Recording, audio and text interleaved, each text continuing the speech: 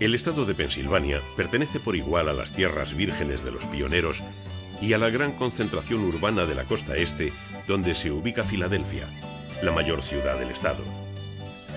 En ella se conservan los escenarios donde tuvieron lugar la Revolución Americana y el nacimiento de la nueva nación.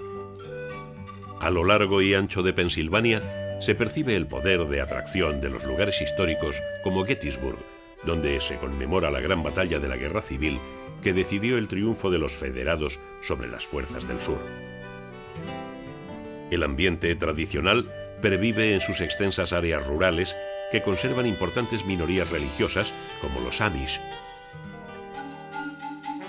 En las estribaciones de los Apalaches, la belleza de las tierras vírgenes invita a rememorar la aventura de los leñadores. En contrapunto, el hierro y el carbón, que hicieron rico al estado de Pensilvania, elevaron a Pittsburgh a centro indiscutible del acero en Estados Unidos. En la actualidad, la ciudad se ha reconvertido en una capital tecnológica y cultural.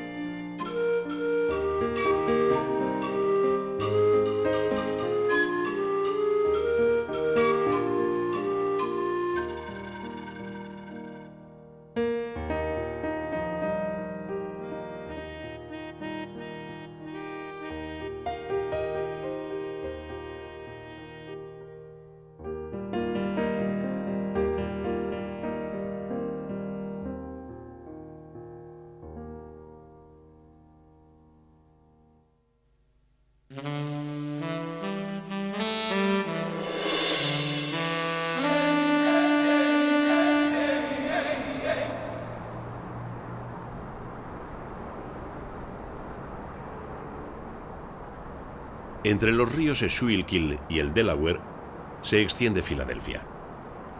Planeada como una ciudad jardín a mediados del siglo XVII, pronto se convirtió en la mayor urbe de la América inglesa, en la protagonista de la independencia de los Estados Unidos. Convertida en un importantísimo enclave comercial, sin embargo, son los acontecimientos históricos los que atraen a numerosos visitantes de todos los rincones de Estados Unidos.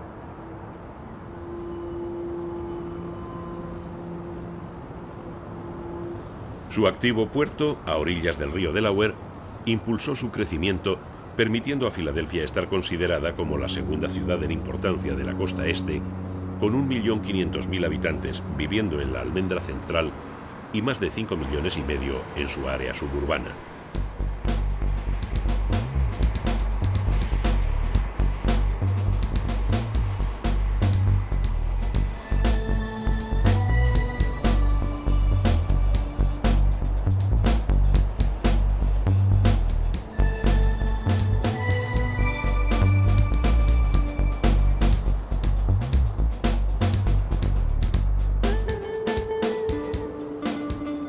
Desde la torre del City Hall se hace omnipresente la efigie del fundador inglés William Penn, quien desde 1682 luchó porque su colonia fuese como un experimento sagrado, donde los hombres pudieran ejercer la libertad religiosa en un medio armonioso, compuesto por calles anchas y numerosas zonas verdes.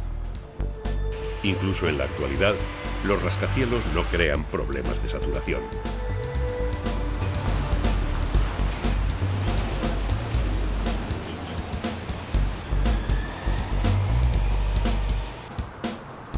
Pese a que se la considere una ciudad muy europea, en ella no existe ningún criterio de unidad. Los colosos de acero y cristal se levantan entre los edificios neoclásicos, formando un universo fragmentado que crece en altura, con volúmenes que se yuxtaponen sin solución de continuidad.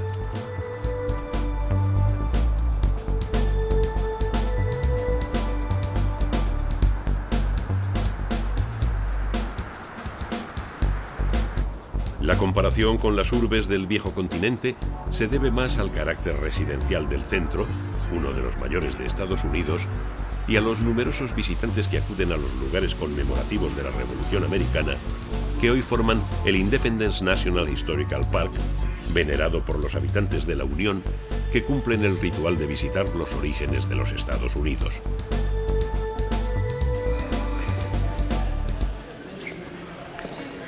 La Liberty Bell se convirtió en la campana más famosa al convocar a los ciudadanos de Filadelfia para apoyar la Declaración de Independencia. Desde entonces es tenida como símbolo de la libertad para los norteamericanos de cualquier raza y clase social.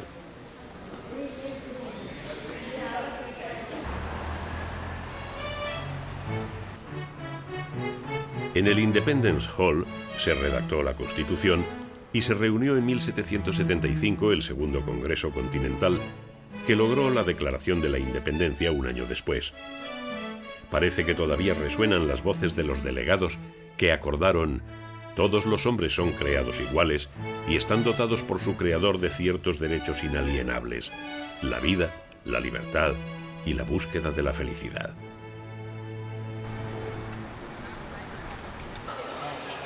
El moderno National Constitution Center rememora a los padres de la nación. Los firmantes de la Constitución se codean con los visitantes. A ellos se debió un texto legal muy avanzado en el que quedaban separados y equilibrados los tres poderes: el legislativo, con 2 cámaras de representantes; el ejecutivo, con un presidente fuerte; y el judicial, cuya máxima instancia era el Tribunal Supremo. En el contiguo Congress Hall se reunían los representantes desde 1790 a 1800, cuando Filadelfia fue la capital del nuevo estado. Su sustitución por la recién creada Washington supuso un freno a sus aspiraciones políticas.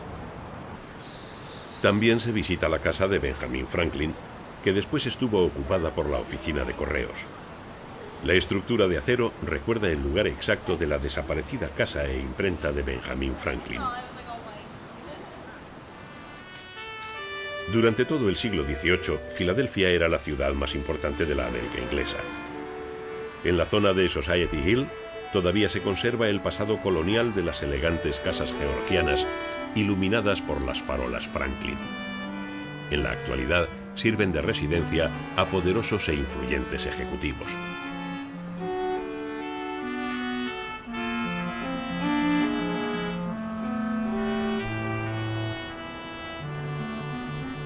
La arquitectura de ladrillo pronto se combinó con elementos arquitectónicos clásicos llegados al nuevo continente desde Europa y basados en las enseñanzas del arquitecto italiano Palladio.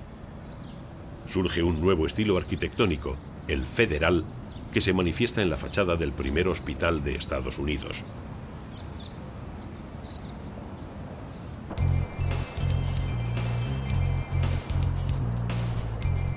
El cambio de escala al gigantismo queda representado por el puente dedicado a Benjamin Franklin. Filadelfia forma parte de la megalópolis, un fenómeno de urbanización continua del litoral del Middle Atlantic que se prolonga a lo largo de 850 kilómetros y engloba también a Washington, Baltimore, Boston y Nueva York, como cabezas visibles y millonarias en habitantes, entre una constelación de ciudades de mediano tamaño.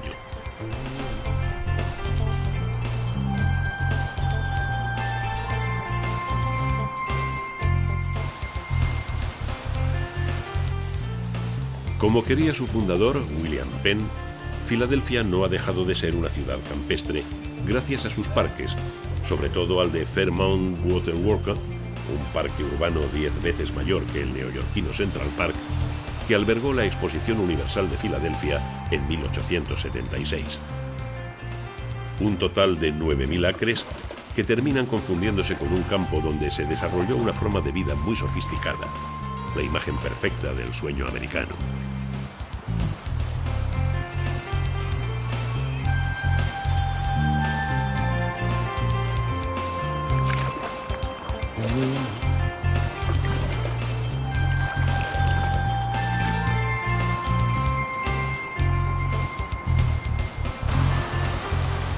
La Academia de Bellas Artes de Pensilvania está considerada el museo y escuela de arte más antiguo de Estados Unidos.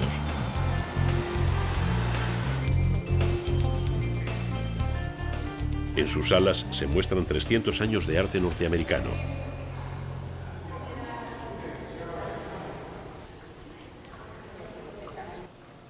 alejados de los visitantes, se siguen formando los jóvenes de una ciudad repleta de monumentos.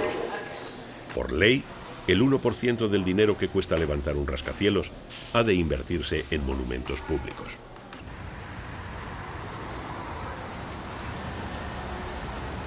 La importancia histórica de la masonería en la construcción de Estados Unidos se muestra claramente en el soberbio edificio del Masonic Temple, edificado en 1873 para albergar la Gran Logia de los Masones Libres de Pensilvania y la biblioteca y el Museo Masón.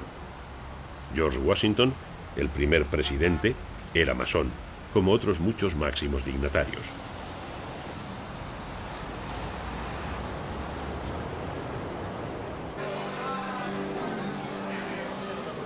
La Filadelfia de los años 30 tiene su santuario en el Market Reading Terminal, donde se arremolinan los visitantes célebres con la gente del mercado, los oficinistas y los turistas para probar el famoso sándwich Philly Cheese Stick, que salva la reputación de la comida rápida.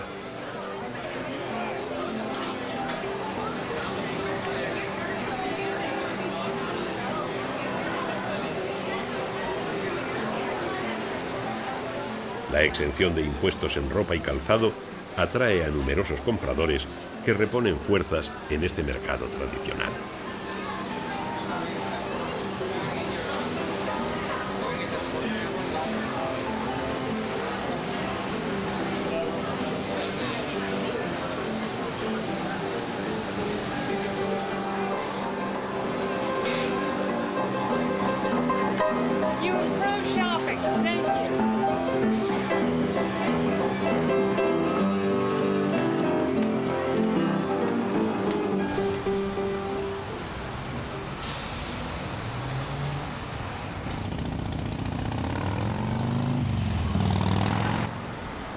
Tanto los visitantes llegados para conocer los lugares históricos como los autóctonos practican el deporte de pasear por una ciudad hecha a medida del hombre y no a medida de los automóviles.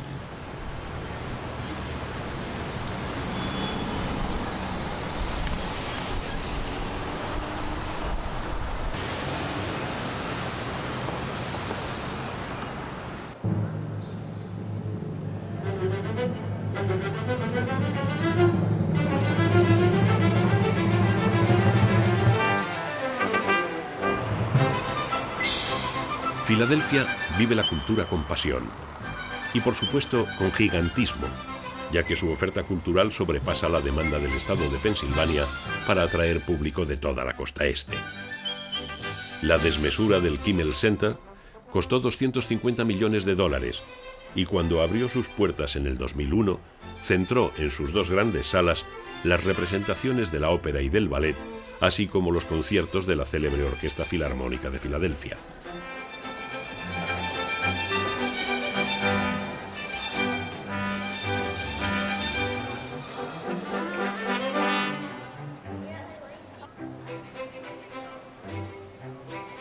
Bajo la bóveda de cristal también tienen cabida las comedias musicales, las representaciones teatrales y los grandes conciertos de jazz y de otros ritmos.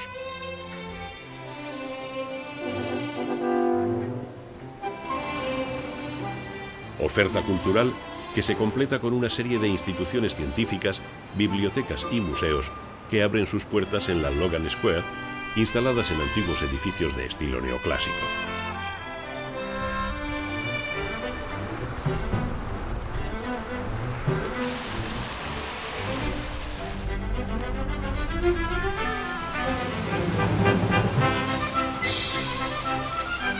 El Pensador, de Rodin, se alza como el símbolo de la vocación cultural de Filadelfia.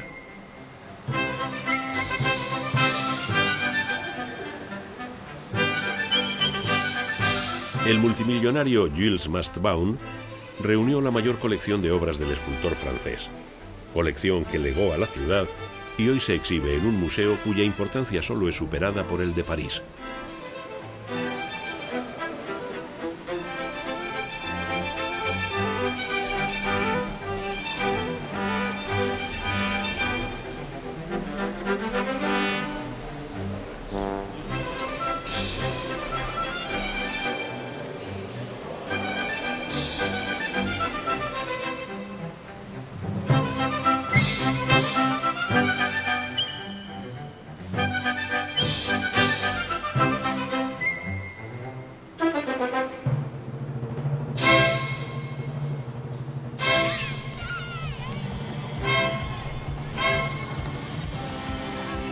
Un breve paseo lleva hasta las escaleras más cinematográficas, las del Museo de Arte de Filadelfia, que Rocky subía a la carrera como lo hacen sus imitadores, para comprobar que están en plena forma.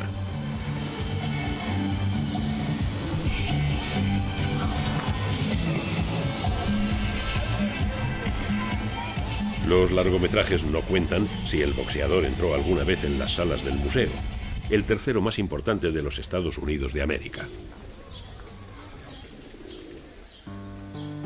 El arte europeo, el asiático y el americano están representados en todas sus etapas, pero la colección de los impresionistas y los posimpresionistas tiene fama mundial gracias a los paisajes de Cézanne, la representación de Ámsterdam de Monet y del Railroad Bridge también de Monet.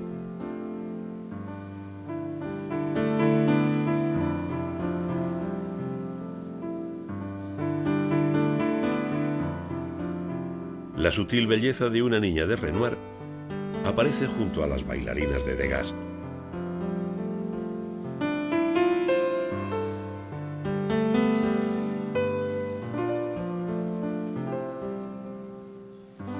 Los paisajes de Monet, las bañistas de Renoir y la reinterpretación del mismo tema que Cézanne realizó.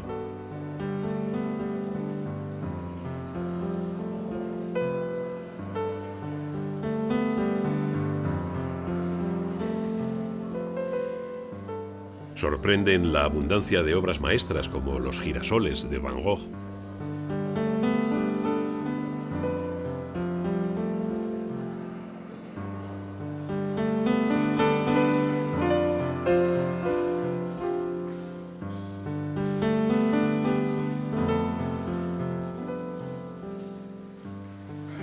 Y el Moulin Rouge de Toulouse-Lautrec.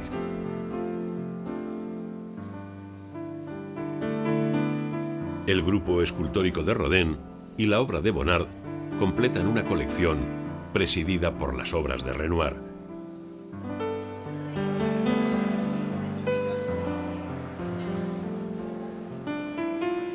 Y los grandes escultores de la vanguardia histórica.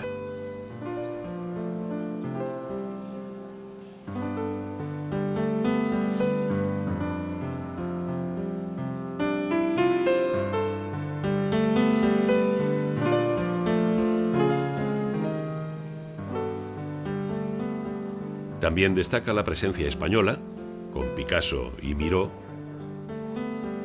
y El guardián de Larén, ambientada en Granada. El museo también es famoso por los conjuntos temáticos, como el de la Edad Media, donde destaca la colección de pintura religiosa. Desde el museo, la ciudad aparece con toda su potencia. Sin lugar a dudas, las más impactantes obras de arte son los rascacielos, que como gigantescas esculturas compiten para formar el skyline de Filadelfia.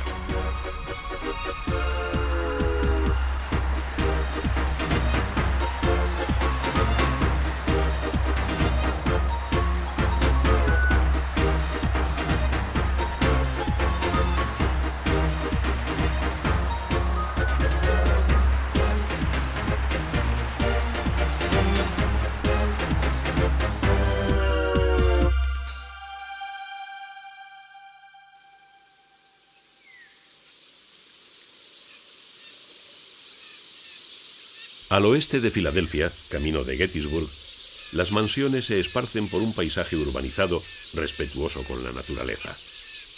La ausencia de vallados que separen las propiedades potencian las masas boscosas que acompañan a las estribaciones de los Apalaches.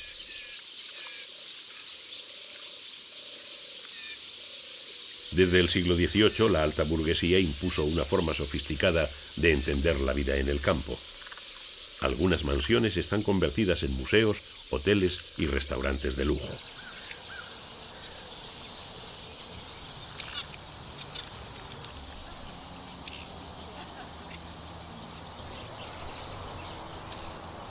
El edificio del Brandywine Museum plantea la relación entre el arte y la naturaleza, igual que la entendían los tres pintores miembros de la familia, los White, a quienes está dedicado.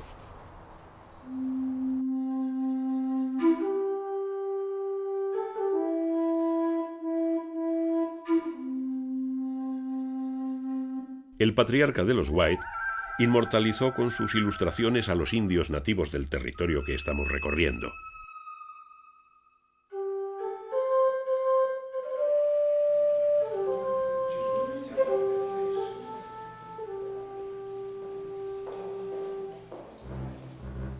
El museo recuerda al bailarín ruso Rudolf Nureyev, que realizó buena parte de su carrera en los Estados Unidos, y la culta Filadelfia se rindió numerosas veces a sus ágiles pies.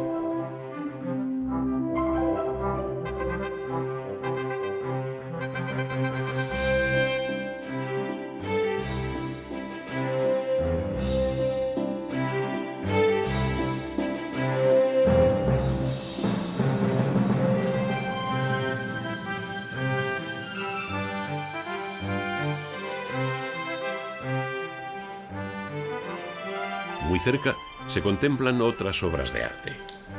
Esta vez el autor es la naturaleza, ayudada por el hombre. La fama de Longwood Gardens se debe ante todo a sus invernaderos, que ocupan 6 acres, convirtiéndose en los mayores del estado.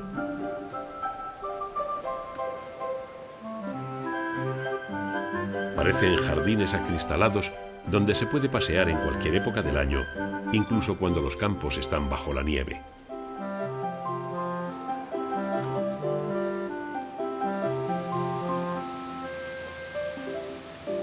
Los maestros paisajistas han compuesto con arbustos, fuentes y flores los cuadros más bellos y cambiantes. Divididos en secciones, la dedicada a la vegetación tropical reúne una colección de orquídeas totalmente aclimatada.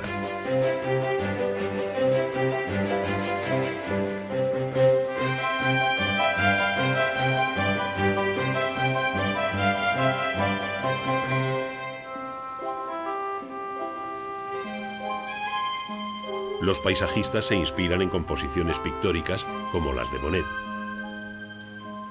Igual que se va a un museo, los aficionados acuden deseosos de relajarse con tanta belleza y aprender el cuidado de las plantas e inspirarse para embellecer sus propios jardines, ya que la jardinería resulta uno de los hobbies más extendidos.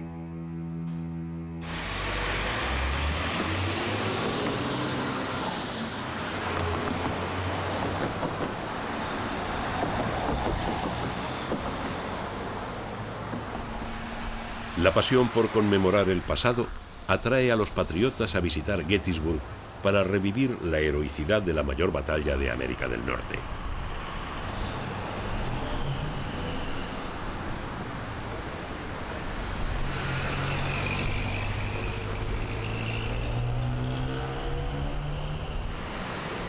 El propio Lincoln parece estar dispuesto a ayudar a los recién llegados.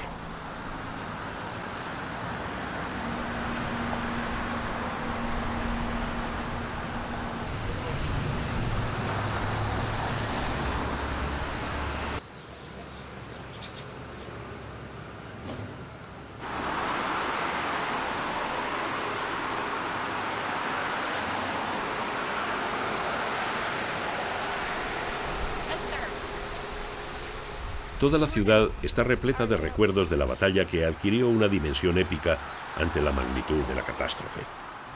Entre las antiguas casas de madera se inició el combate. Los dos ejércitos mandaron sus hombres para posicionarse y por una fatal coincidencia, ambos eligieron Gettysburg. Al encontrarse por sorpresa, comenzó el tiroteo. Del 1 al 3 de julio de 1863, se enfrentaron los 75.000 soldados confederados del general Robert Lee y los 90.000 soldados federados de la Unión bajo el mando de George Meade.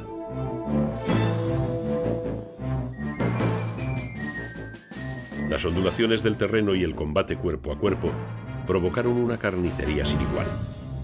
Más de 50.000 hombres murieron en el campo de batalla que hoy forma el National Military Park. Los visitantes siguen paso a paso las posiciones y el desarrollo de los ataques, recordados por 1.300 monumentos que fueron levantados por los diferentes estados a sus caídos. En el tercer día se resolvió la batalla. El rugido de 230 cañones sembró de muerte las suaves colinas. Se sucedieron las acciones heroicas como el ataque a campo abierto de 14.000 soldados confederados contra la línea enemiga de Cemetery Ridge. Solo la alcanzaron 150 hombres, conociéndose desde entonces esta táctica suicida como la carga del general Pickett. El Memorial de Pensilvania conmemora la victoria de los unionistas. Políticos y generales se alzan victoriosos sobre el recuerdo de los batallones en los que no se salvó casi nadie. Curiosamente, los contemporáneos no pensaron que la derrota de Lee fuera decisiva, pero significó el punto de inflexión de la contienda. En Gettysburg se había decidido la historia de los Estados Unidos.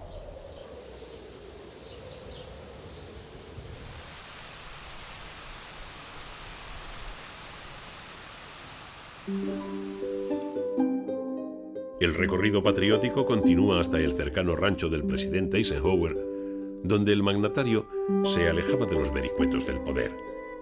Situado a menos de 2 horas de Washington, era su refugio para desarrollar su faceta de granjero y practicar su hobby, la pintura. Entre sus invitados se contaron los grandes dignatarios del momento, desde Churchill a Khrushchev, desde De Gaulle a Adenauer, todos ellos protagonistas de la Guerra Fría. La personalidad optimista de su esposa, Mamie, se expresa en la decoración del dormitorio de la pareja. En un ambiente familiar, el presidente republicano observaba a sus interlocutores y lograba de ellos importantes compromisos que hicieron célebre a su rancho en medio mundo.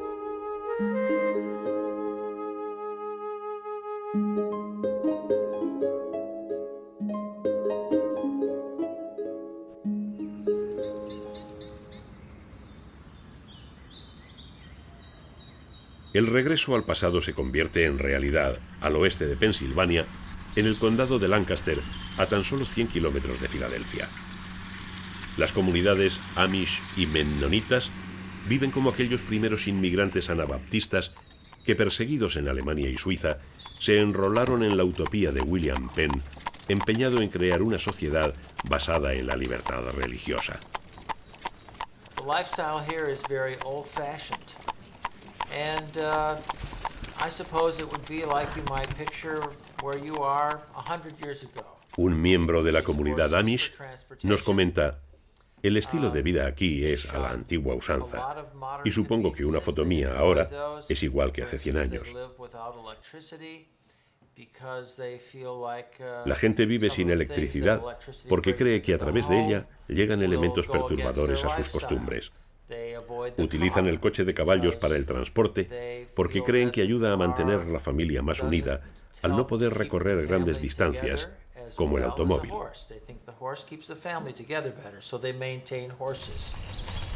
Montados en sus buggies, trabajando en granjas sin electricidad ni prácticamente ningún avance moderno, los Amish de Lancaster han creado un mundo propio en torno a la religión, la vida en familia y el trabajo duro. Parece no afectarles la forma de vida de los ingleses, es decir, de todos aquellos que viven con los adelantos del siglo XXI. Muchos viajeros llegan atraídos por la peculiar forma de vestir y de comportarse de los Amish, más propia del siglo XVIII que de la actualidad. Los poblados más cercanos a la Ruta 30 corren el peligro de convertirse en un parque cultural de carácter etnográfico. Pero a los Amish no les gusta que les fotografíen los curiosos. Ni las prisas ni la violencia alteran a los Amish. La relación con el mundo exterior e incluso con el turismo y la riqueza que les genera depende de cada comunidad. Tampoco existe unanimidad respecto al uso de la tecnología moderna. Cada grupo decide qué adelantos no ponen en peligro sus creencias y, sobre todo, su autosuficiencia.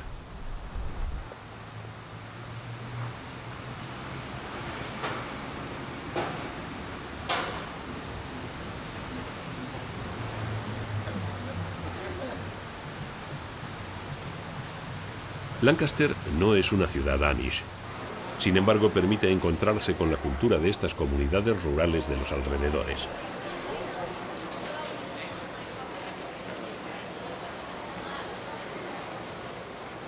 En el mercado venden sus productos agrícolas y artesanales y se les puede observar e incluso cruzar algunas palabras con ellos sin molestarles.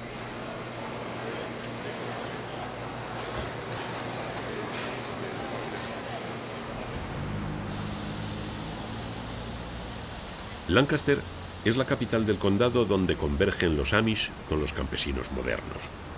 Sin embargo, los Amish viven al margen de los servicios que presta la ciudad. En su rechazo a la forma de vida actual, hay un intento de no ser asimilados y dejar de existir.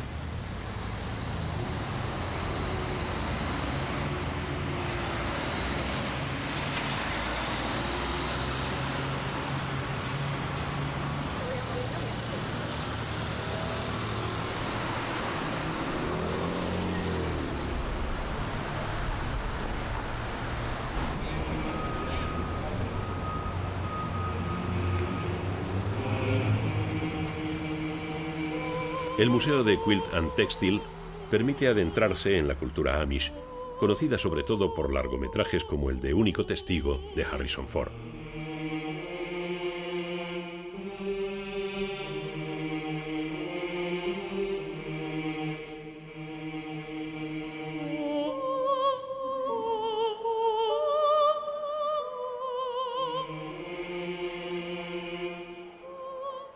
Las vitrinas muestran su artesanía más reconocida, los tejidos y la confección de edredones.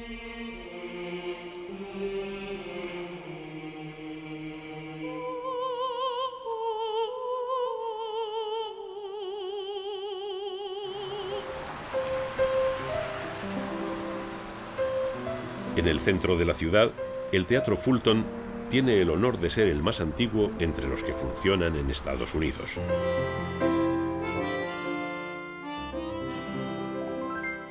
Durante el siglo XIX albergó grandes representaciones y su escena vio actuar a Sarah Bernhardt, entre otras celebridades.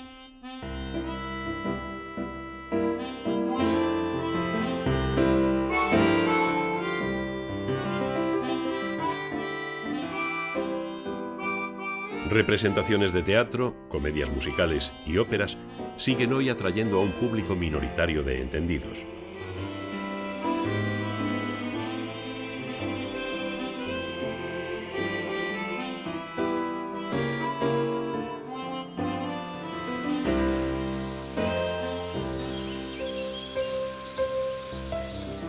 Abandonamos Lancaster para penetrar en un territorio donde el agua y la tierra forman un auténtico laberinto.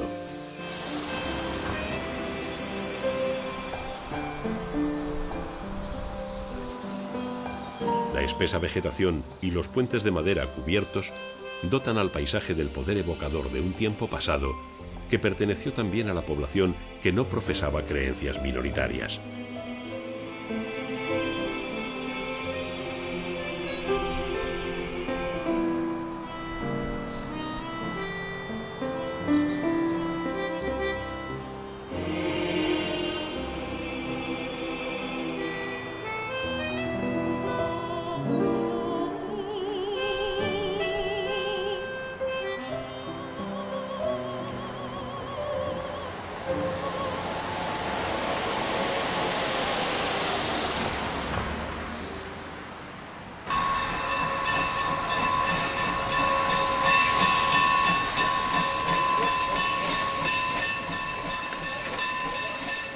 El Museo del Ferrocarril responde al gusto por conservar la herencia dejada por las generaciones pasadas en Pensilvania. El convoy avanza lentamente por estas tierras de fuerte carácter rural, donde la vida tranquila es la ley.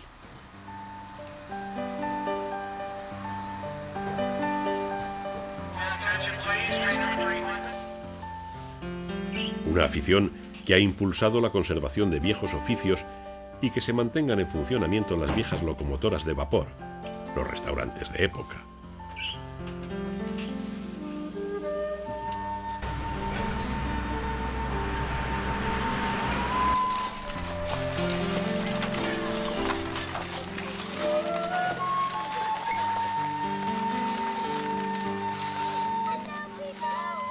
Un pequeño paseo en coche de caballos nos introduce en el Landis Valley, donde se estudia la vida de los granjeros que habitaron la región durante los siglos XVIII y XIX.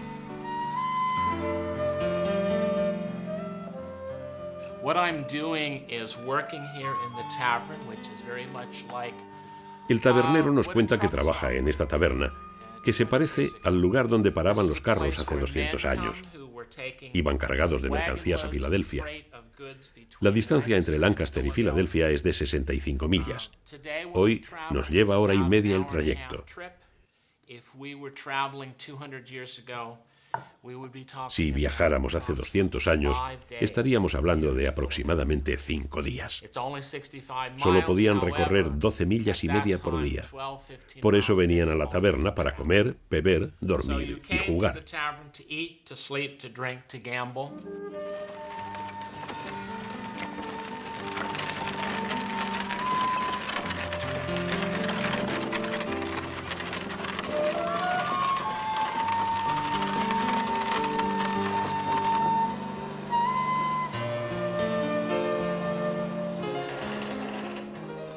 Las viejas casas, habilitadas para albergar el museo etnográfico, reproducen con exactitud la vida de estas gentes llegadas de Alemania. Ataviados con los trajes antiguos, estos personajes, surgidos del pasado, ilustran cómo se trabajaban los campos, los productos que se vendían en las tiendas o lo que se enseñaba en las escuelas.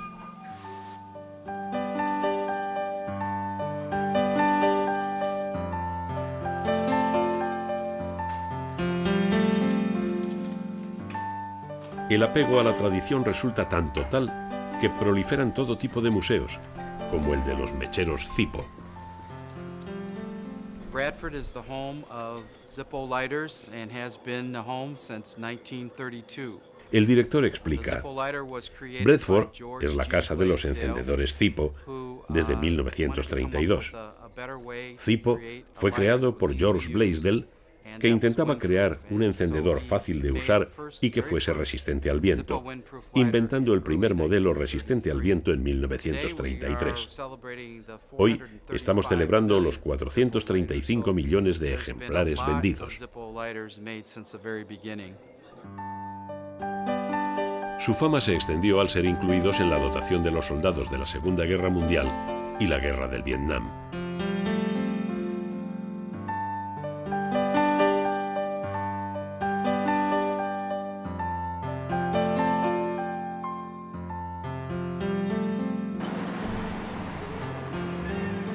Atrás quedan las tradiciones de Lancaster rumbo a las montañosas tierras septentrionales.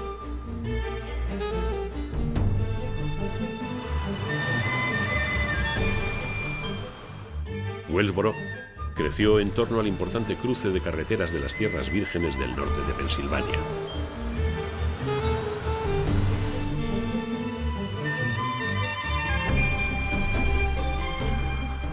La más transitada es la mítica Ruta 6, que atraviesa los bosques y que cada fin de semana permite la llegada de los urbanícolas de Nueva York y de Washington.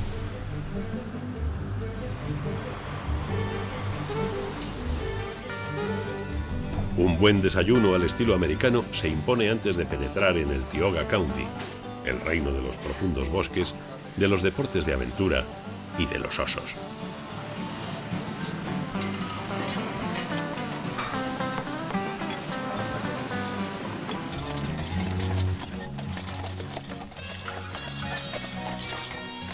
Las tradicionales carretas de los granjeros recorren las orillas del río que ha labrado el Gran Cañón de Pensilvania.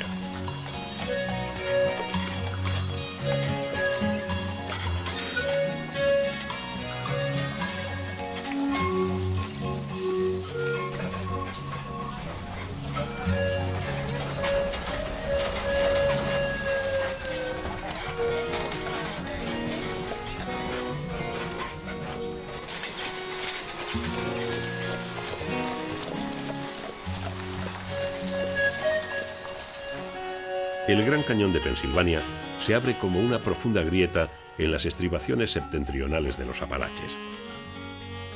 El medio ambiente forestal nos lleva al mundo de los leñadores que tuvieron una importancia capital en la historia de la región y en el folclore. Las compañías madereras llegaron a talar tal cantidad de árboles que a principios del pasado siglo prácticamente había desaparecido el bosque.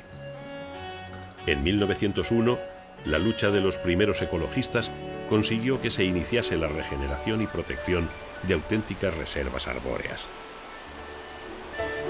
El paisaje primigenio se había salvado para bien de las futuras generaciones que actualmente lo disfrutan con el máximo respeto. El área está protegida al pertenecer al Parque Estatal Leonard Harrison, donde está permitida la pesca deportiva y el senderismo que busca la contemplación de las aves y de la foresta. Una red de caminos perfectos para practicar el ciclismo se encuentra siempre recorrida por los viajeros más deportistas.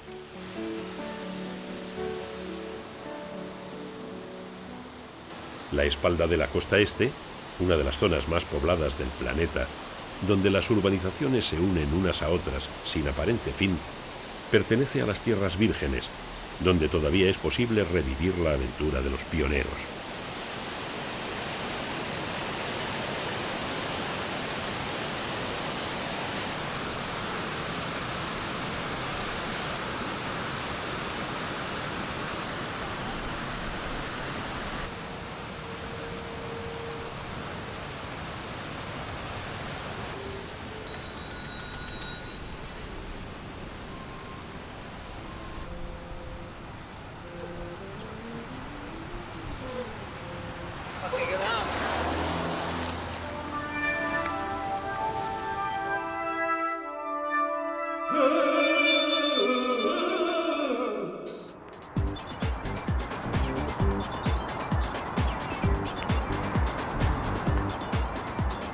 Pittsburgh, el centro del acero, se ha transformado en una ciudad postindustrial que ha cambiado las chimeneas por los rascacielos. Su nueva imagen parece una macroescultura de acero y cristal, levantada en la confluencia de los ríos Monongahela y Allegheny, que dan lugar al grandioso río Ohio.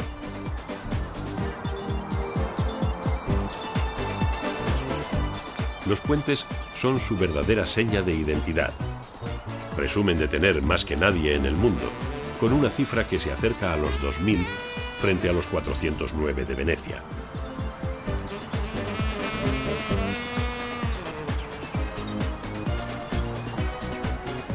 Forman una tupida red que comunica las zonas residenciales esparcidas por las laderas de los valles.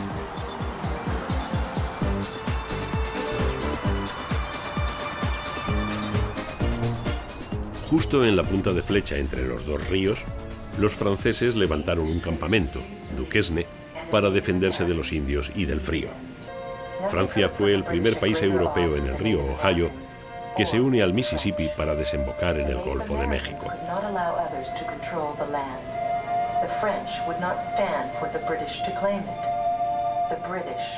El Fort Pitt Museum recuerda a los pioneros y a los indios que perdieron la batalla por sus tierras y su identidad.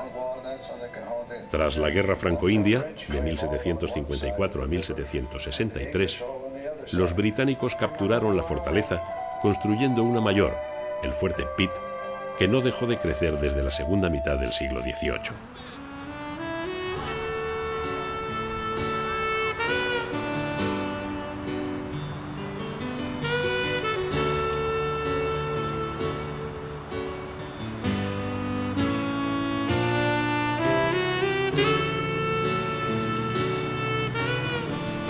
El centro urbano, el llamado Triángulo Dorado, todavía mantiene algunos de los edificios de estética neorrenacimiento, los primeros rascacielos que respondían al gusto por el Art Nouveau de principios del siglo XX y otros edificios neogóticos. Con la depresión de 1970, Pittsburgh perdió sus fuentes de riqueza tradicionales, las industrias pesadas. El acero, el cristal y el ferrocarril, que habían atraído a millones de inmigrantes europeos desde hacía más de un siglo, pasaron a ser historia. También los humos y la contaminación.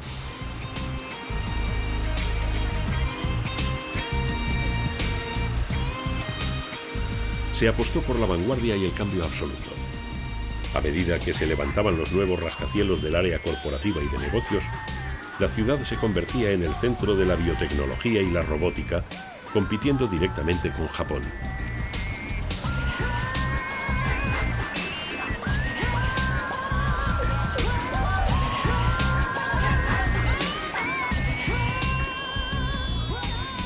Las grandes familias de magnates, los Carnegie, los Mellon, los Haynes, que eran los mecenas de museos y centros de estudio, también apoyaron la reconversión. Si Pittsburgh perdió casi la mitad de la población durante la segunda mitad del siglo XX, todavía sigue siendo la segunda ciudad más grande de Pensilvania, con 335.000 habitantes y un área suburbana de 2.400.000 personas.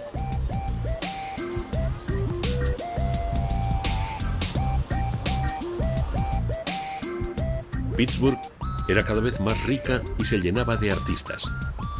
Surgieron nuevas celebridades como el pintor Andy Warhol, y sus calles adquirieron una nueva imagen a través de los elegantes rascacielos, vigilados desde el American Institute of Architects, con sede en la ciudad.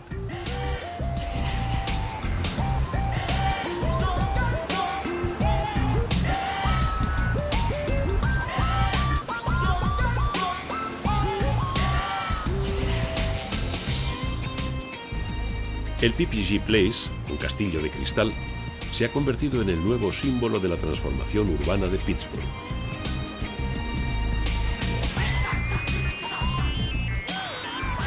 El estadio de béisbol del PNC Park de los Pirates y el estadio de fútbol americano Heinz Field de los Steelers subrayan la pasión por el deporte que identifica a Pittsburgh.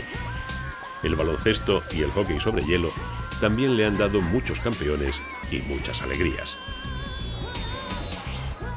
El Museo de Historia de Pittsburgh abre sus puertas en el antiguo distrito Strip.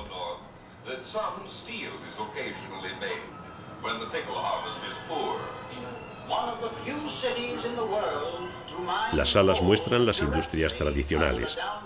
La dedicada a la alimentación empaquetada, creada por el señor Haynes, con sus 57 productos diferentes.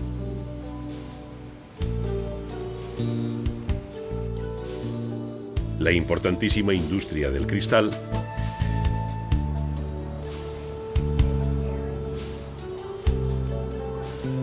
y la industria armamentística relacionada con los altos hornos.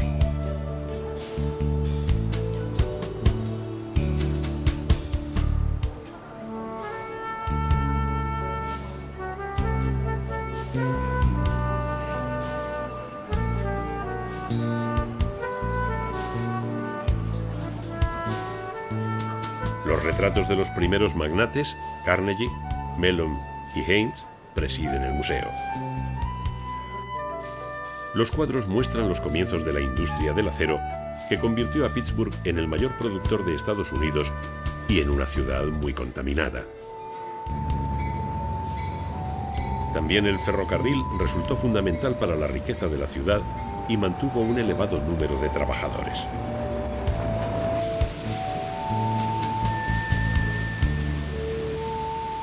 Las casas se edificaban en la cima de las colinas para librarse de la contaminación.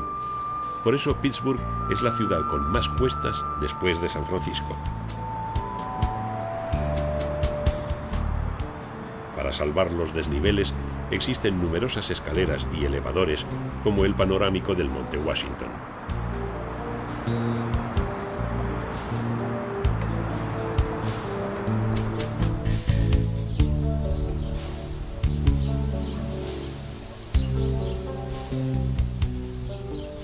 Los industriales y la clase adinerada escapaban de la contaminación construyendo sus viviendas y sus residencias de recreo en los alrededores. La más famosa de todas es la Casa de la Cascada, que Frank Lloyd Wright levantó en 1937 para la familia Kaufman en Bear Run. Considerada por el American Institute of Architects como el mejor trabajo de un arquitecto americano, en la actualidad es un monumento nacional abierto como museo de uno de los padres de la arquitectura moderna.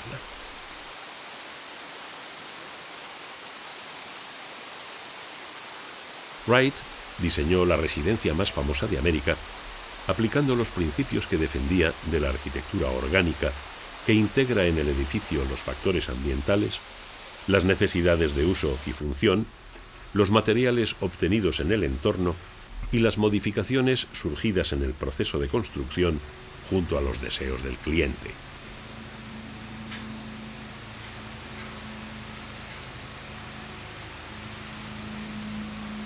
Los principios de integración con el entorno promulgados por el genial Frank Lloyd Wright y su célebre estudio de Taliesin se mantienen en otra casa excepcional, la Foley.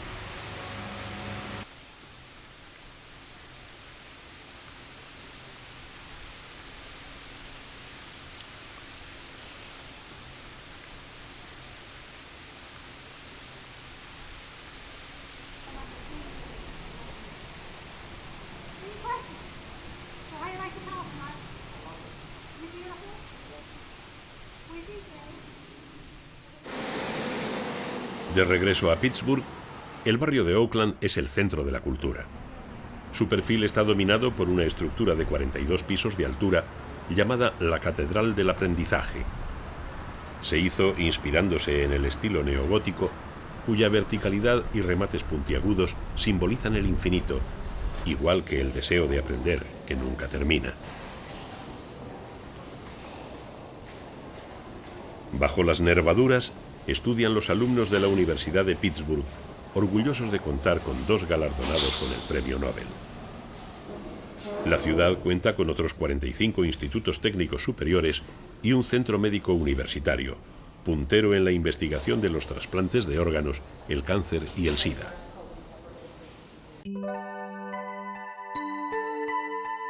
En la Catedral del Aprendizaje abren sus puertas una serie de aulas dedicadas a la enseñanza de otras culturas, estando decoradas según cada nacionalidad.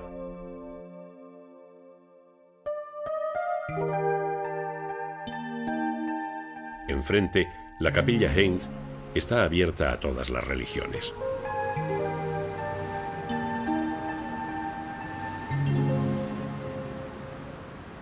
Al mecenazgo debe su existencia la Universidad Carnegie Mellon, que consiguió 13 premios Nobel. La familia Carnegie, magnates del acero, también legó a su ciudad la gran biblioteca, un centro musical y el fabuloso Museo de Historia Natural y Arte Carnegie, famoso por la colección de esqueletos de mamuts y dinosaurios que atrae a los paleontólogos y a muchos niños.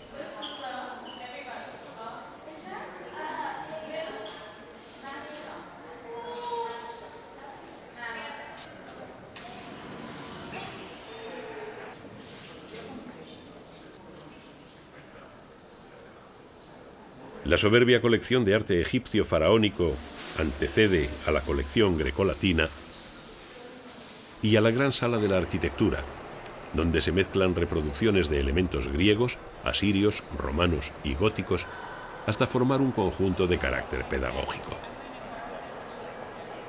Destaca la fachada románica de la Catedral de Siena.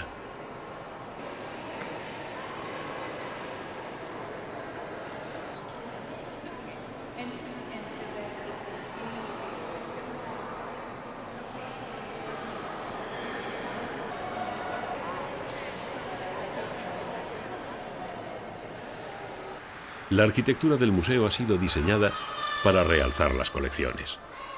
Las estatuas aparecen en un evocador espacio clásico.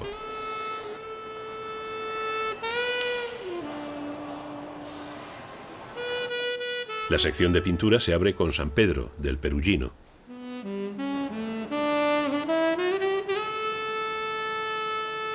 Otros cuadros de la colección Highlights llenan las salas.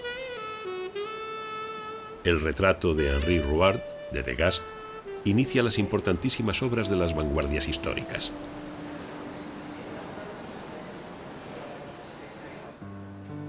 El interior veneciano, de Sargent,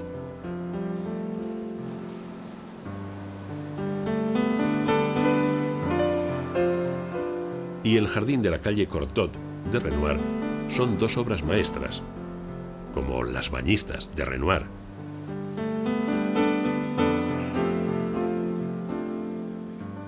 Las mujeres cogiendo frutas, de Cassatt.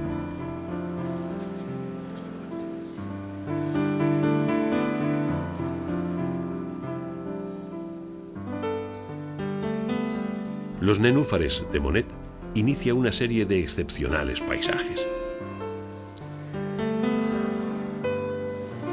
La planicie de Auvers, de Van Gogh. Saint-Tropez, de Signac.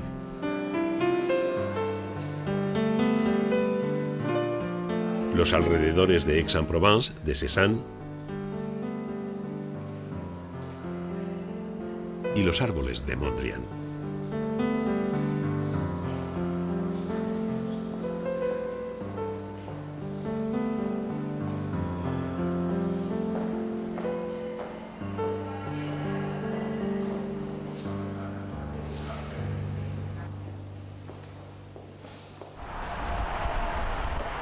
Cae el día y Pittsburgh sigue siendo una de las ciudades más seguras de Estados Unidos. Tal vez porque cerca del 70% de los jóvenes tienen estudios superiores. Y como toda ciudad universitaria, sabe apurar la noche y apostar por el punk rock en los animados locales de la reconvertida zona portuaria del río Monongahela.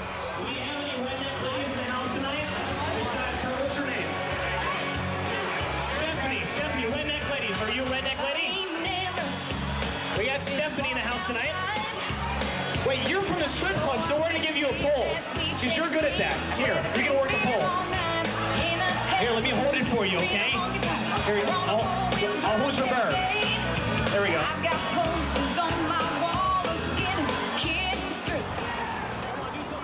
Pittsburgh tuvo que cambiar de piel y reinventarse a sí misma como ciudad de servicios, de tecnología y de cultura vanguardista, convirtiéndose en un emblema de la ciudad postindustrial del siglo XXI. Y ha tendido sus lazos de amistad hacia otras urbes empeñadas en transformarse, estando hermanada con Bilbao.